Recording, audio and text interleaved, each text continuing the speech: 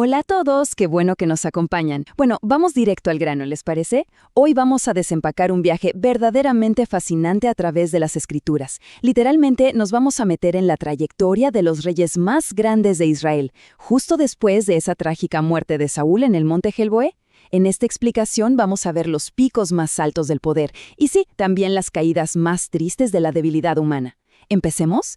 Para que tengamos un mapa mental, aquí está nuestra agenda de hoy. Vamos a pasar por la unificación del reino con David, esa alianza eterna de Dios que lo cambia todo, la famosa caída y arrepentimiento de David.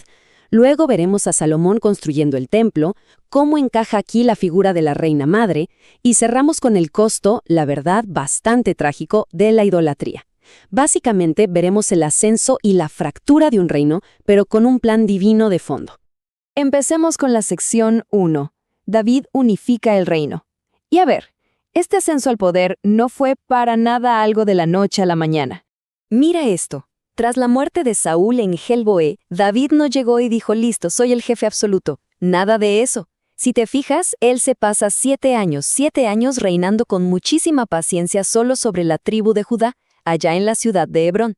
Mientras tanto, claro, la familia de Saúl en el norte se caía a pedazos. Es recién en el año 7 cuando los líderes de todas las tribus acuden a él, reconocen que Dios lo eligió y ¡pum!, es ungido rey de todo Israel. Y ojo, no pierde el tiempo. Inmediatamente en el año 8 conquista Jerusalén a los jebuseos y la convierte en la capital central de su superreino, llegando a esas fronteras inmensas que se le prometieron a Abraham hace siglos.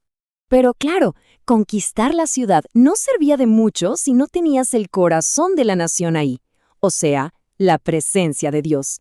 Imagínate la escena. David organiza esta procesión increíble para llevar el Arca de la Alianza a Jerusalén. Las fuentes nos cuentan que él estaba ahí, vestido humildemente con un efod de lino, bailando con todas sus fuerzas delante del Señor. Había trompetas, platillos, cantores. Era una celebración total. Y esto es súper interesante, porque no fue solo una fiesta cualquiera. Literalmente sentó las bases bíblicas para las procesiones litúrgicas sagradas. Sí, esas mismas que, siglos después, siguen siendo clave en la fe católica para alabar a Dios de manera pública. Pasamos a la sección 2, la alianza eterna de Dios. Créanme, este es como el momento cumbre, teológicamente hablando, de esta época. Aquí hay un juego de palabras que me vuela la cabeza. Y ocurre en el capítulo 7 de Segundo de Samuel. Resulta que David, que ya vivía súper cómodo en un palacio de cedro, dice, oye, no está bien que el arca de Dios siga en una tienda de campaña, le voy a construir una casa, refiriéndose a un templo. Pero Dios manda al profeta Natán a decirle algo súper profundo. Espera un momento, tú no me vas a construir una casa a mí, yo te voy a construir una casa a ti. Y no hablaba de ladrillos, sino de una dinastía. Dios le hace una promesa enorme. Yo afirmaré su poder para siempre. Imagínate, esto eleva a Israel de ser un paisito a convertirse en un reino divino. ¿Y quién creen que se sienta en ese trono para siempre? Pues claro, las fuentes coinciden en que esta profecía se cumple definitivamente en Jesucristo, el Rey Eterno. Bien, vamos a la sección 3, la caída y el arrepentimiento de David. Porque a pesar de tener el tremendo favor de Dios, la historia se pone bastante oscura. Fíjense cómo empieza el desastre de David. No arranca con un supercrimen, empieza con pura pereza. En la época en que los reyes debían estar en el campo de batalla, David decidió quedarse muy a gusto descansando en Jerusalén. Esa ociosidad hace que se asome por la terraza y, bueno, le eche una mirada lujuriosa a Betsabé. Como no frena esa tentación a tiempo, termina en adulterio, y la cosa se pone muchísimo peor.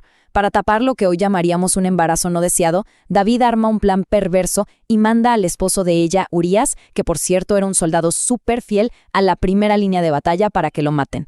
Es de locos. Te demuestra cómo un ratito de estar espiritualmente tibio puede terminar en asesinato y en la pérdida total de la gracia. Pero aquí viene la gran diferencia. Cuando el profeta Natán encara a David con una parábola y expone su crimen, la reacción de David lo cambia todo. Piensan en Saúl, el rey anterior. Cuando lo cachaban en un pecado, ponía 1000 excusas, trataba de salvar las apariencias ante la gente, ¿verdad? David, en cambio, se quiebra por completo. 0 excusas. Su arrepentimiento es absoluto y genuino. Él sabe que ofendió a Dios profundamente y no le importa un rábano lo que opine el pueblo. De hecho, de ese dolor tan inmenso nace el famosísimo Salmo 51, el Miserere. Es como el grito desesperado de alguien que necesita limpiarse por dentro. Él ruega, crea en mí un corazón puro. Honestamente, esto sigue siendo el modelo perfecto del acto de contrición. Te enseña que para reconciliarte de verdad, necesitas tragar tu orgullo y humillarte sinceramente ante la misericordia de Dios. Entonces, ¿qué sacamos de esta caída tan trágica? Hay lecciones de oro aquí. Primero, huye de la ociosidad y la tibieza, de verdad. Segundo, cuida mucho lo que ves, no dejes entrar la tentación. Tercero, la castidad y el control de nuestras pasiones son vitales. Y lo más importante, si metemos la pata, hay que arrepentirnos desde el fondo del corazón y aceptar que, aunque nos perdonen, el pecado deja consecuencias. David mismo tuvo que enfrentar cosas horribles después, como la rebelión de su propio hijo Absalón, como parte de esa dura purificación.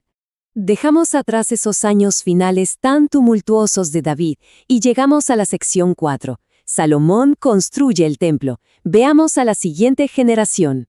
Salomón, el hijo de David y Betsabé, asciende al trono siendo súper joven. Y arranca muy bien, con mucha humildad. No le pide a Dios ni riquezas ni que aplaste a sus enemigos, pide sabiduría para gobernar. Y vaya que la usó. Con esa sabiduría, emprende la gran tarea que su papá no pudo hacer, el gran templo en el monte Moria. Le tomó exactamente 7 añotes de trabajo monumental, cedro puro, revestimientos en oro, era alucinante.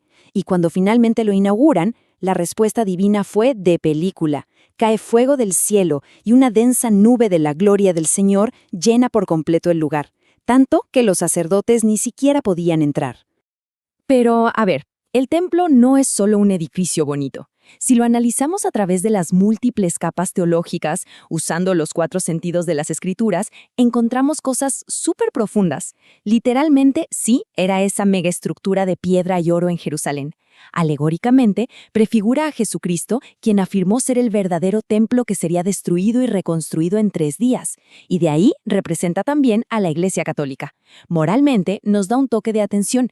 Cada creyente es un templo vivo del Espíritu Santo y merece respeto. Y anagógicamente nos señala hacia nuestro destino final, esa nueva Jerusalén en la gloria celestial, donde ya no va a hacer falta ningún edificio físico, porque Dios mismo va a habitar plenamente entre nosotros. Vamos a la sección 5, la Reina Madre prefigurada. Entender esto nos va a ayudar muchísimo a ver la estructura del reino celestial. Históricamente en el cercano Oriente Antiguo, los reyes tenían muchísimas esposas. Por lo tanto, la persona que tenía el poder real y llevaba el título de reina no era una de las esposas, era la mamá del rey. A ella le decían la jevira. Se sentaba en un trono a la derecha de su hijo y era la principal intercesora del pueblo. Las fuentes mencionan un episodio genial donde Betsabé entra a hablar con el rey Salomón. Él se levanta, le hace una reverencia, manda poner un asiento a su derecha y le dice, «Pide, madre mía, que no te lo negaré». O sea, un nivel de influencia brutal. Entonces, esto nos lleva a hacernos una pregunta muy profunda. Si Jesucristo es el heredero eterno del trono de David y Él viene a instaurar el reino perfecto, ¿quién ocupa entonces ese lugar como la madre del eterno Rey de Reyes?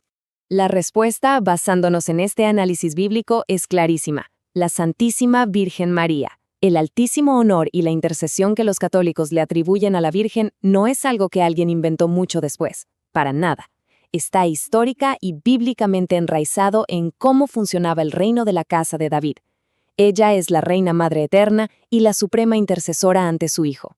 Llegamos a la última parte, la sección 6, el costo de la idolatría, porque, tristemente, toda esta sabiduría y esplendor de los años dorados terminaron en un colapso terrible.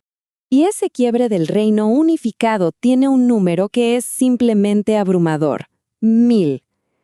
En su afán de asegurar poder haciendo alianzas políticas por todas partes, Salomón se casó con 700 esposas y tuvo 300 concubinas de naciones paganas. O sea, las mismísimas naciones con las que Dios les había prohibido unirse, porque sabía perfectamente que les desviarían el corazón. Y dicho y hecho, eso fue exactamente lo que pasó. En su ancianidad, el hombre que fue coronado como el más sabio del mundo dejó que la política y la lujuria lo cegaran. No solo toleró los ídolos de sus esposas, él mismo financió y construyó templos y altares para esos dioses falsos ahí, en las colinas cercanas a Jerusalén. Al rendirse a las riquezas y a las pasiones terrenales, Salomón perdió la brújula, perdió la gracia divina y se alejó por completo del Señor. Tradicionalmente se entiende que, ya al final de su vida, Salomón experimentó el peso tremendo de sus errores. Su lamento quedó plasmado en el libro de Eclesiastés con esta famosa frase: «Vanidad de vanidades, todo es vanidad». Suena sombrío, ¿verdad? Pero es una advertencia súper cruda. Nos recuerda de golpe que aferrarnos al poder, a la plata y a los placeres sensuales de este mundo, olvidándonos de obedecer a Dios, es, a fin de cuentas, un camino directo hacia el vacío. Y vaya que las decisiones de Salomón salieron caras. Sus proyectos monumentales dejaron al pueblo asfixiado con impuestos insoportables, y su idolatría sembró muchísima división. En cuanto murió, el glorioso Reino Unido de David colapsó y se partió en dos en medio de una amarga guerra civil. Lo que nos deja con un pensamiento final, muy provocado por este análisis. Al ver caer de esa manera incluso al rey más sabio, ¿cómo le haremos nosotros para perseverar ante tantos apegos y tentaciones modernas y asegurar así nuestro lugar en ese reino eterno y verdadero? Es una pregunta que exige revisar muy bien nuestras prioridades. Muchísimas gracias por habernos acompañado en esta explicación y nos vemos en la próxima.